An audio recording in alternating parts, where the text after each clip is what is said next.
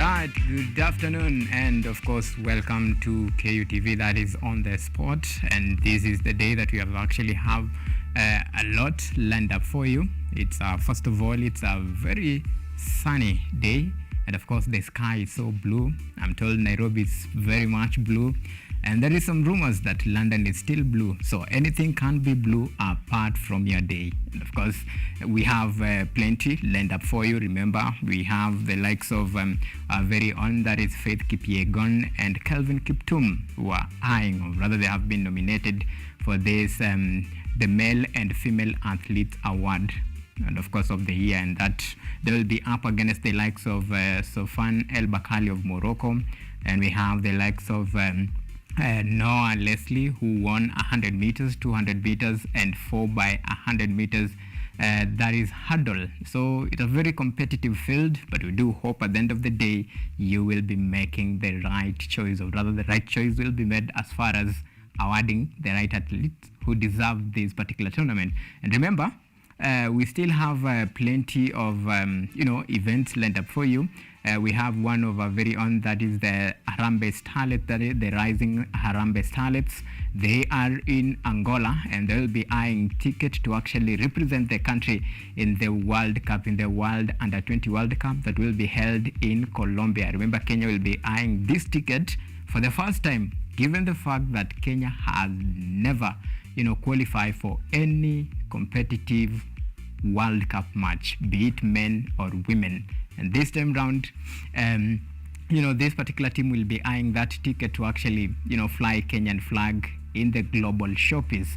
Then we still have, Road to Paris. That is our Lioness will be up, or rather, the first match has already been played, and they are waiting for another match that is against Ghana in the Africa Cup that doubles up as Paris Olympic qualifiers that is currently underway in Tunisia. So Kenya will be eyeing to clinch that ticket for the third time in a row. Remember, in Rio 2016 they qualified, in 2021 in Tokyo Olympic they qualified. So this time round, the big question, will they clinch this Paris ticket and actually represent the country in the upcoming Paris 2024 Olympics? That is a big question. They are hoping to emulate what their male counterpart actually did, that is the Shujaa. They went all the way to qualify for this particular Olympic Games, and maybe, who knows, there could be another surprise team. But remember, this particular field has a very dominant and competitive teams, and at the end of the day, it's how you prepare that matters. And as our team, we have a lot of confidence, and we believe that they will actually represent us well. Then another eagerly awaited match, that is will be Harambee Stars vs Russia. This match will be played on Monday the 16th of October, and this is the final friendly matches before the World Cup qualifiers. And remember, Kenya so far have actually participated in 3 competitive friendly matches. The first, it was against Qatar, that they won 2-1 against the Qataris. Then the last one, it was a bit of disappointment when they were actually outclassed and schooled by South Sudan, a very young nation when it comes to, in terms of matters politics, and even in terms of football. This is a very young nation, but they came and actually surprised Kenya. So this time round, we are targeting rather a very formidable force, that is the Russia. In terms of football, they are a bit advanced, but in game of football, that's why it's very interesting. You can't really tell what will actually happen, because at the end of the day, it is the 90 minutes that determines who is strong and who is weak.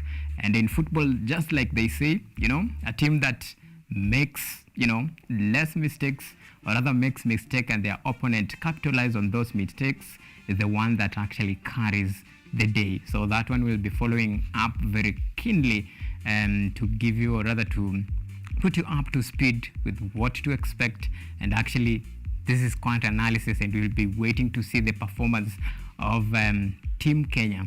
Well, so those are a lot of things, or rather a lot of events that will be following up. And remember, I'll be joined by my gang here just to break it down to you in a manner that you can understand, as we'll be taking a look at the previous performance, expectation, where we need to actually, tighten the knot as far as, positioning ourselves as a country, and of course as a football nation, where we want to actually take our country, given the fact that we just have qualifiers around the corner. And remember, in these qualifiers we have, we are in Pool F alongside Ivory Coast, one of the Africa's powerhouse as far as football is concerned. Then we have the likes of Seychelles in that particular pool. Then we have the likes of Madagascar. So these are teams that will be up against in this title, or rather ticket hunt, so that next time, that is the 2026, we can actually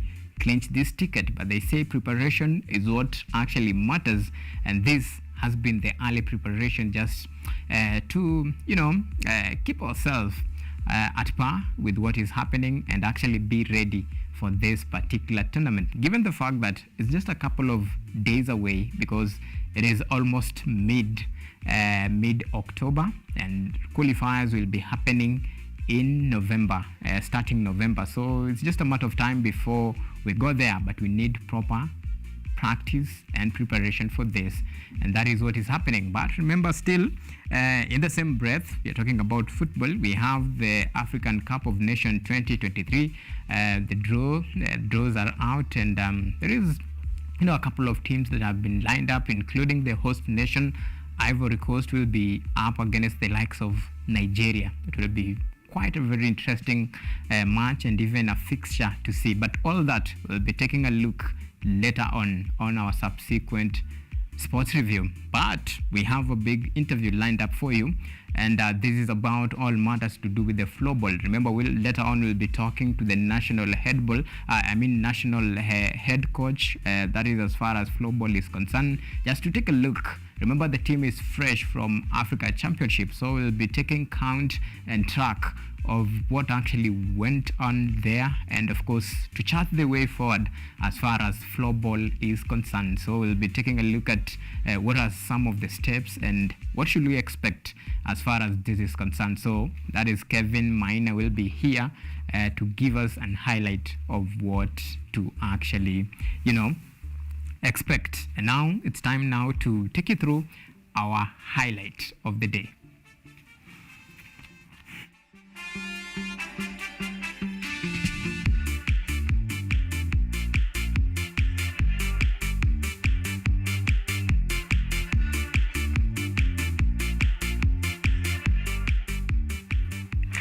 Right, now it matters rugby, and we begin with rugby rather. The National Rugby Sevens women team, the Kenya Lionesses, are aiming to qualify for the Olympic Games for the third time in a row when they grace the Africa's Cup, which double up as the Olympic qualifiers scheduled to take place in Tunisia from today.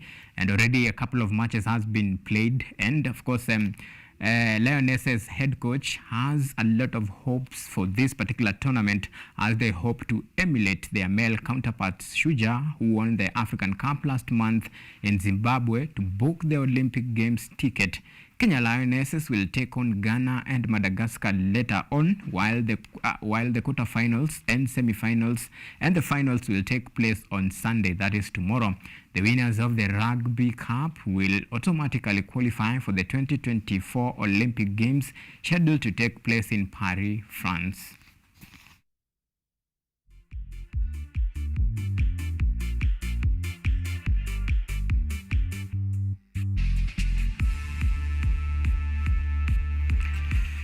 Okay, we wish the team all the best. Remember, they have already played their first match and they're waiting to play against Ghana. And we wish the team all the best and all their preparation, their hard work. We really hope it will pay at the end of the day. Now, moving on, the national women football under-20 team has traveled to Angola as they prepare, or rather today, to tackle the Angolas in their second leg World Cup qualifiers match against Angola, set to be played this Saturday. Head coach Beldin Odemba says that their players are focused on qualifying for the World Cup tournament after a 6-1 victory in their first leg match here in Nairobi. Take a look. The national women's football under-20 team, the Rising Starlets, completed their final training session today before flying out to Luanda, the capital city of Angola, as they prepare for their second leg World Cup 2024 qualifier match against the hosts. Starlets head coach Beldin Odemba said that her players are well prepared for the encounter and they are fully focused on qualifying for the World Cup after naming a 21-player squad. Scovia Awar will be in the goalkeeping department, while the defense will include Purity Awino, Kiki Masika, and Rachel Lathiambo. Starlets captain Jane Hato will play at the middle of the park alongside midfielders Faith Atieno, Elizabeth Muteshi, and Charity Midewa, while the attack will include strikers Valerie Nekesa and Faith Naliaka. Starlets hammered Angola by 6-1 in the first leg match in Nairobi, courtesy of a Valerie Nekesa first half hat-trick, while Charity Midewa added a brace in the second half before striker Faith Naliaka rounded off the scoring with a 6th goal. The second leg match is said to be played at the Juno Stadium in the Angolan capital of Luanda, where the winner will face either Cameroon or Botswana in the final round of matches to qualify for the 2024 World Cup tournament set to be played in Colombia. Njama Gikomo for KUTV Sports. Right, that was one of our very own Njama Gikomo, just giving us a brief statistics and highlight of the previous match, what to expect, and actually what is required for this particular team to clinch this particular ticket. Remember, no team has ever qualified. I'm talking about male and female as far as World Cup is concerned. So it's something that we'll be taking a look at it, given the fact that they are going into this second leg match with one leg actually to the next round, given the fact that they won 6-1 against Angola. So that match will be played at 5 p.m. Kenyan time, and we hope and we wish for our girls all the best. Now let's move on to some athletics matters. World champion in the 1500 and 5000 meters race, Faith Kipyegon, has been nominated for the Athletes of the Year award by the World Athletics in the women's category, while the world marathon record holder, that is Kelvin Kiptum, was nominated in the men's category. The winner of the Best Athlete award will be announced in December 11th, 2023.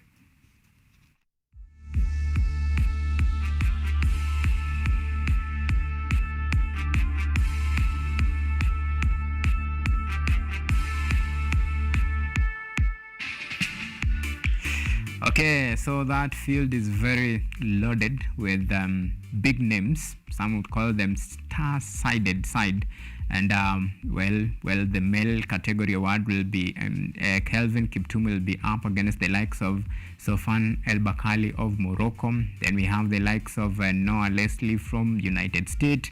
Those are just some of the big names that are eyeing this particular award. And we wish our Kenyan athletes all the best, given the track record that they have put out there. I'm talking about when you look at the statistics of Kelvin Kiptum, Valencia, London, and of course Chicago. All these straight wins, setting records, improving every single race, and that's what champion looks like.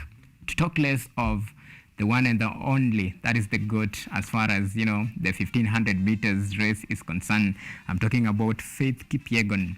Her track record is undoubtedly one of the best, and of course the best to have ever been set in this modern age as far as athletics is concerned. So who is best to actually lift or rather walk away with this crown? Time will tell. Now, still matters rugby, rather. Kenya Rugby Sevens winger, that is Patrick Odongo, has been named LG Sports Personality of the month of September by the Sports Journalists Association of Kenya. The Daystar Falcon star was in a class of his own during the month of September as he managed 7 tries during the Rugby Africa Sevens tournament that also doubled up as qualifiers for the 2024 Paris Olympic Games. Shujaa went ahead to win the continental title and in the process qualify for the 2024 Paris Olympics.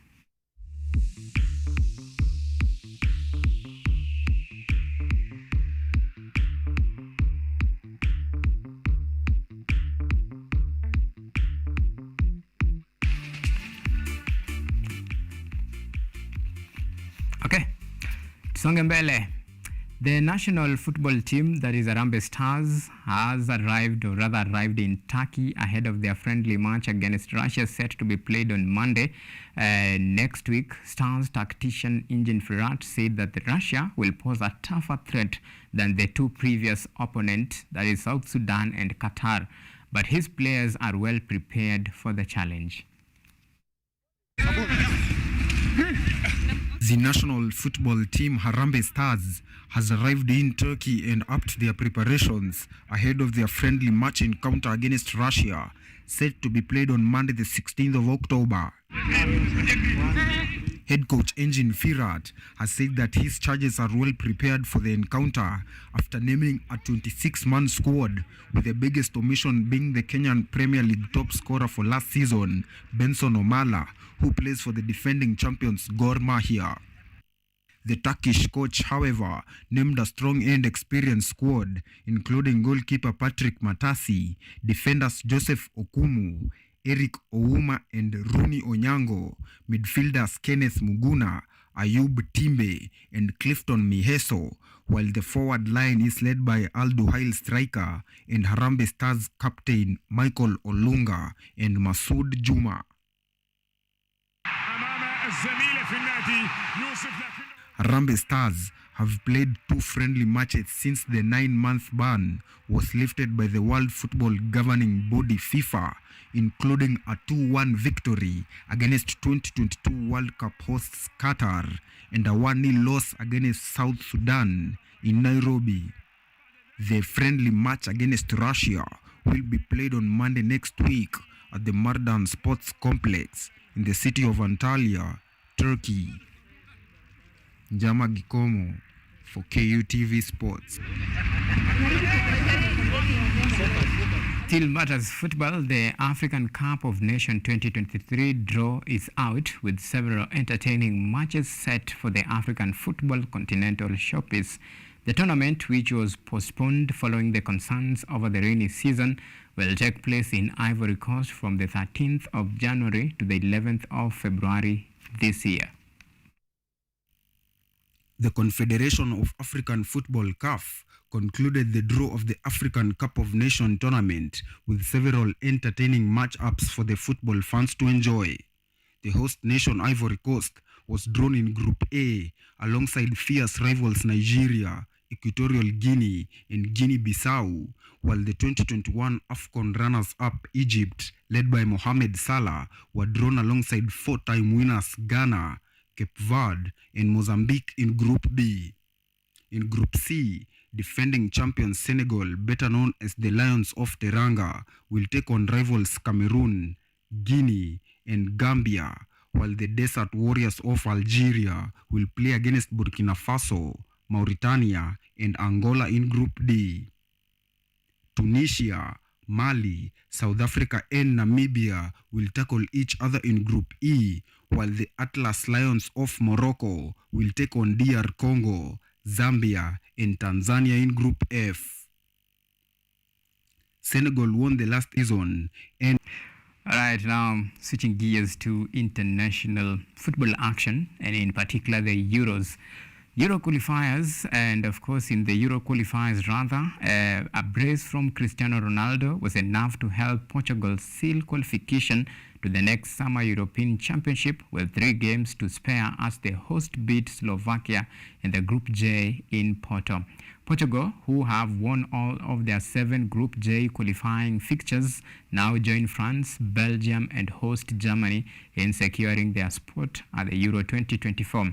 In other matches lined up for today, Italy will take on Malta at Stadio San Nicola, while Denmark will iron it out with Kazakhstan in their Euros ticket hunt at Parken Stadium.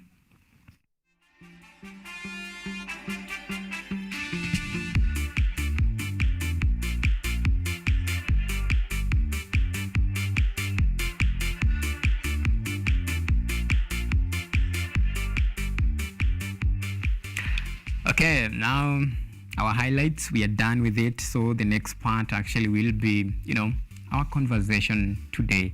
And just like I told you, we'll be taking a look, or rather, the state of floorball. We'll be taking a look at a raft of issues and matters concerning floorball. And then after that, we'll be, diving into subsequent sports review, be it international and local. A lot of things is happening. But remember, in line with that,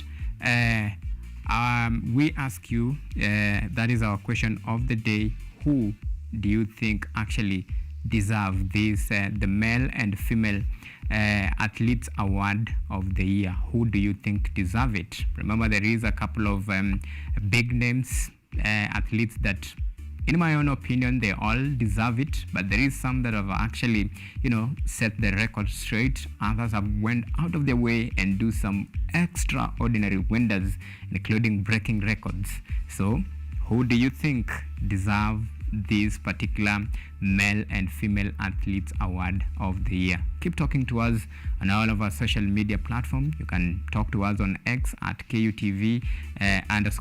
You can tweet me at AUMA Events and at Real PINCHEZ, and we'll be sure to sample all of your feedback at the tail end of this particular show. But first things first, we want to take our first break here on the sports show. When we come back, of course, we'll be taking a look at all these things, including our topic of discussion, or rather our interview, I should say. But all that after this short break.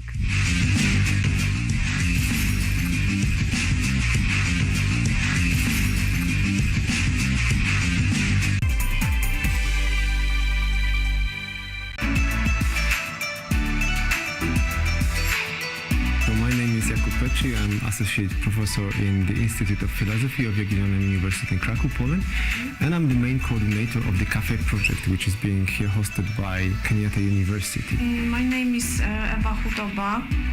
I am a project manager in this consortium. Keep watching cutting edge research at Kenyatta University Television.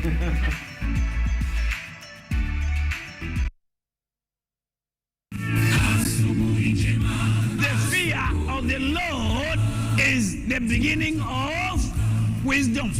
The Bible says, when he spoke, then he spoke a parable to them, that men always ought to pray and not lose heart. Christ says, I stand in the door and I knock.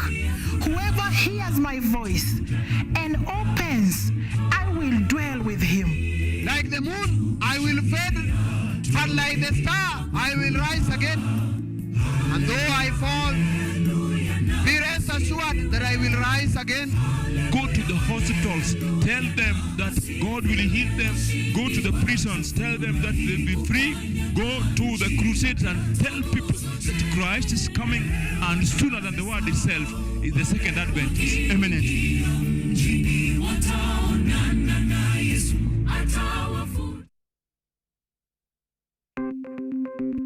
Maelfu na maelfu ya wahamiaji wakiwa na watoto kutoka nchi za Amerika ya Kati wanaendelea kuwasili kwenye mpaka kati ya Marekani na Mexico. The folks, I'm going. Thank you very, very much. I appreciate it. Thank you. Ni habari kutoka pembe zote duniani. People power si vuguvugu. People power ni idea. Tazidi ananyonya, hanyonyi vizuri, anakuwa hayuko comfortable. Jeshi la Jamhuri ya Kidemokrasia ya Kongo linapambana na waasi wa ADF. Kwa sasa wanatoa wito kwa mashirika, makampuni na vile vituo vya uchukuzi. Mambo mengi yatakwenda kama yalivyopangwa. Hapa ni kuna mmoja wa viongozi wa chama cha wavuvi katika eneo hili. Zaidi tunajaribu kuwapa chanjo ili ina boost ama inanyanyua kinga ya mwili, ndio inaenda kupelekea kupambana na virusi. Ni Duniani Leo, Jumatatu mpaka Ijumaa, moja kwa moja kutoka VOA Swahili, Washington DC.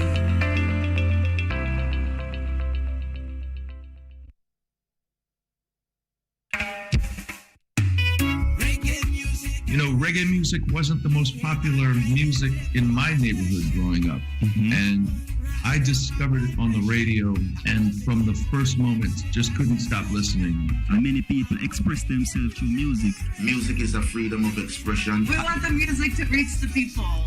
They see me smile, but they don't know what I feel inside. Traffic on I bring from the beginning. I gave you my heart right from the start. Don't break it, sorry. I gave you my heart right from the start. Don't break it. Wanna be my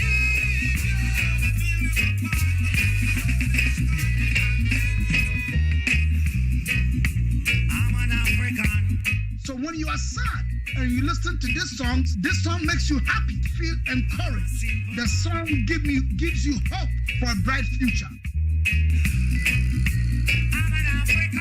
Message to the world. All talent, there's always room for improvement. To have faith. We can be lazy and wait until it's over, or work hard and, try to be ready whenever there is something to do. We can just be on point. We need to join hands and realize that together we can achieve.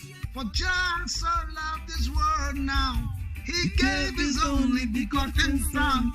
Whosoever will believe in him should not perish but live. God did not send his Son to come free, condemn this world, but through him this world might be saved. Oh my children, give me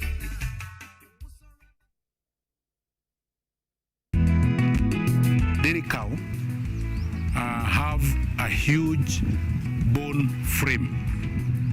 Yet our beef cows, they need the meat part of it. So they may have a small bone frame. So when we interbreed the beef cow and the dairy cow, now it's like bring the beef and placing on a huge bone frame of the dairy cow.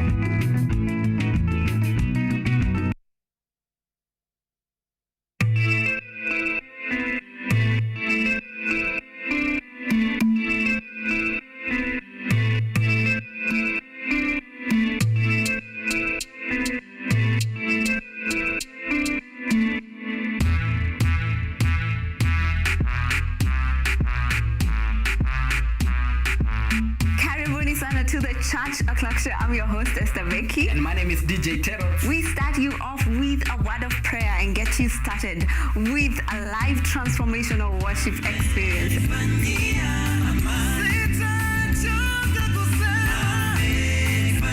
have our minds renewed by the word of God on the word segment. And not forgetting new music za hii wiki, yani ndakuwa bado nawapatia pale wasanii wamekuwa kiwakali.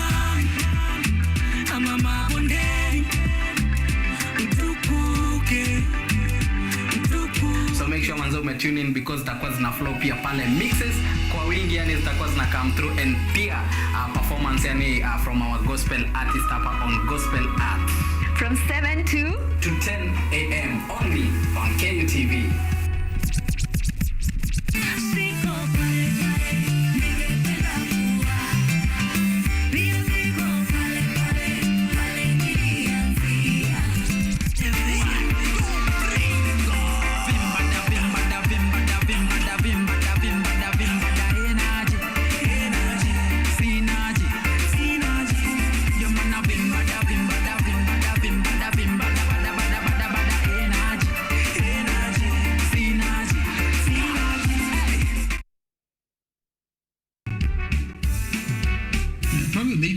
a background on the plastics pollutions in terms of how now law has come to see it?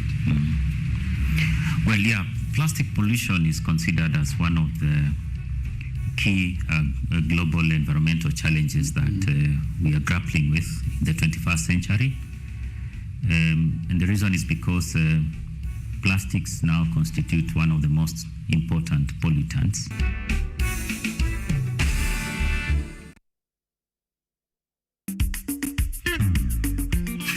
Ndo ngoma zetu za mijikenda hizi, ndo hali ilivyo kwenye mitindo ya kipwani hapa KUTV. Ndo mwanzo wa ngoma kama walivyosema Waswahili, basi mwanzo wa ngoma lele. Sisi kama jamii ya Rabai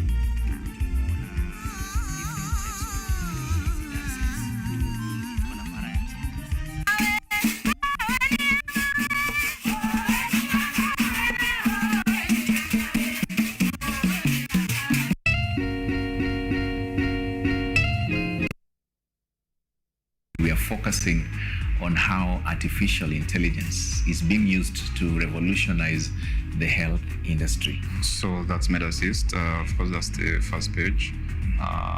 You are prompted to create an account, of course. Okay. And once you've created an account, you log into the platform.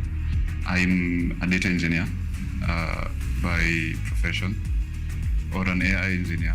That's what I do. That's how the whole idea came about, using these tools and technology to try and solve some of the most pressing challenges in healthcare and society at large.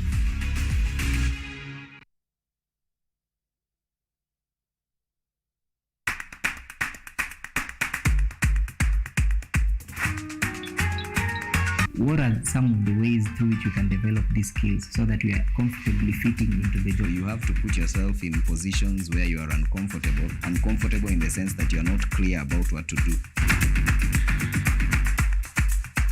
Because I used to work a corporate job before. So when I left, I happened to visit someone's farm around this area. So this project is called Security Breach Detector and Readiness Familiarize. It is meant to be used to detect, detonate explosive. We'll tackle all the tough issues, discuss all the weird moments, and hopefully share a few laughs along the way.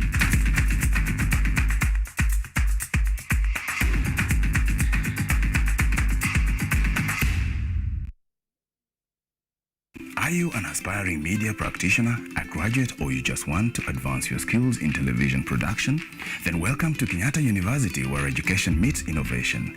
KUTV, the premier university television station in Kenya, is now offering short courses in TV studio, field technical operations, and video editing. Through these courses, you will acquire hands-on skills on camera operations, media production, lighting techniques, audiovisual editing, and sound and visual control, and how to operate key equipment in modern TV control room. Enroll today at KUTV and discover your full potential in cutting-edge TV broadcasting. Graduates of these courses will receive professional certificates. For more information, visit our offices at KUTV Studios or call us on 020-870-4252 or 020-870-4255 or SMS us on 0739-110-544. KUTV, a new experience.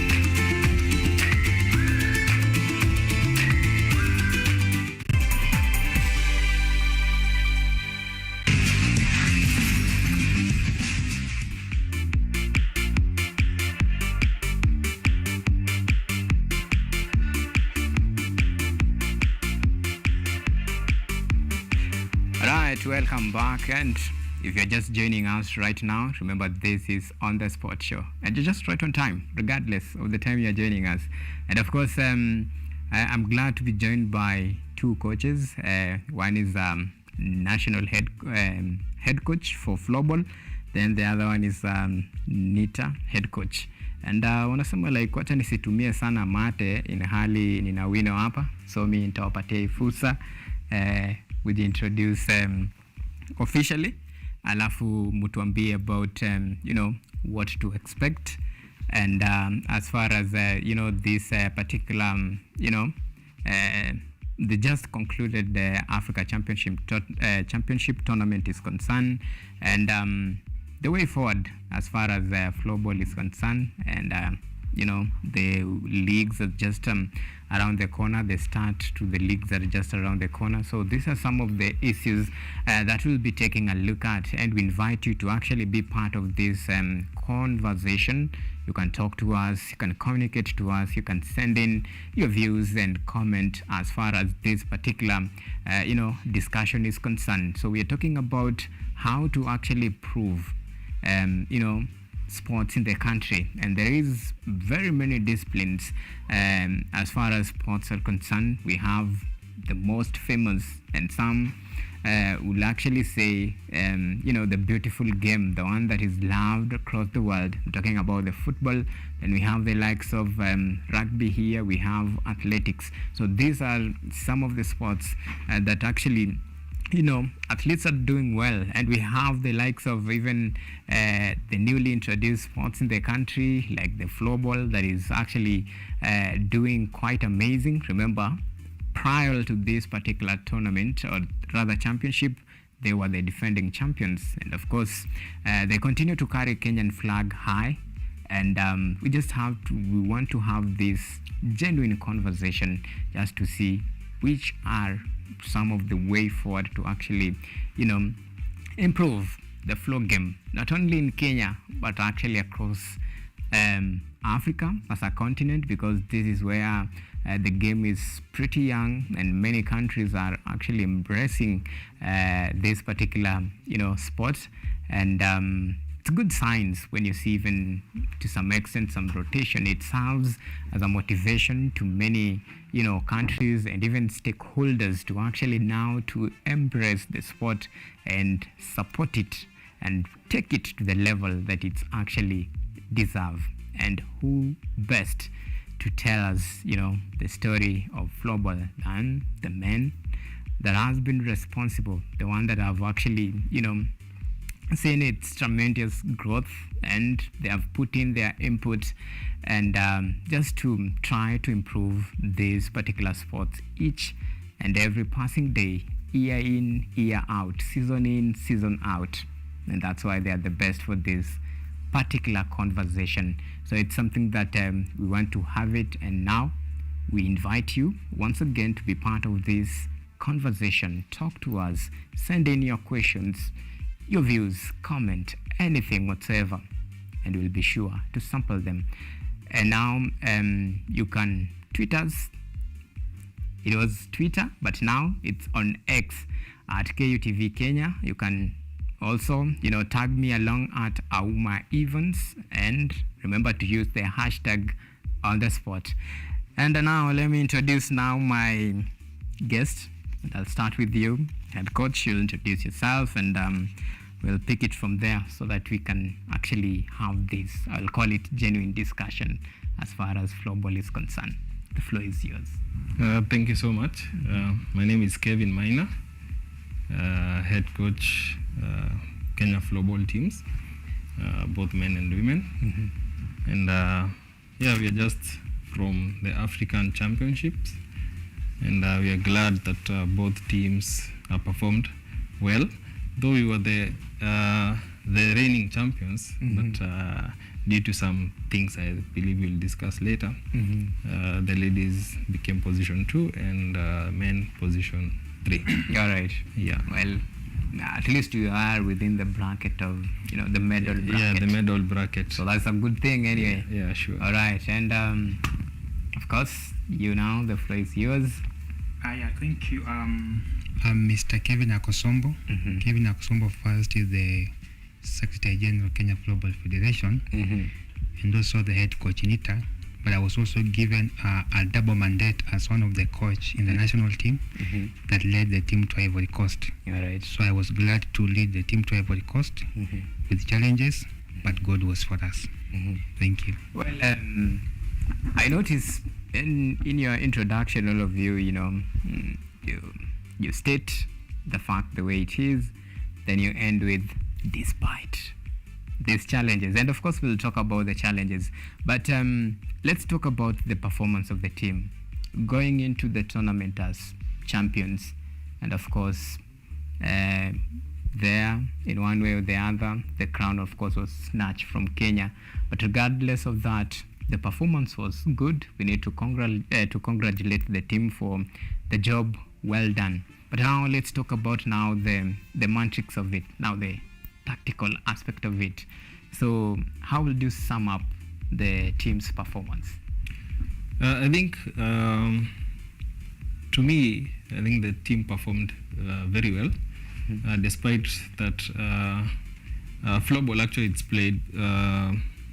We were supposed to have 12 players. It was 3-on-3. So we were supposed to have a bench, a bigger bench, and 3 players inside. But unfortunately, we didn't have the funds, so we only took 5 players, both teams. And so it means that we only had 1 substitute per team, and this is a very fast game. Playing even for 2 minutes or 3 minutes in a very serious competition like that, the players, the players were very tired. So it needs a lot of substitution. In every 2 minutes, you have to do substitution. But in our case, we didn't have the numbers. So we had to push players to really push themselves. We could see that the players, they are very tired, but we could do nothing. Okay. Because once you have only 1 substitution, you sub 1, you have to let that player rest for some time before you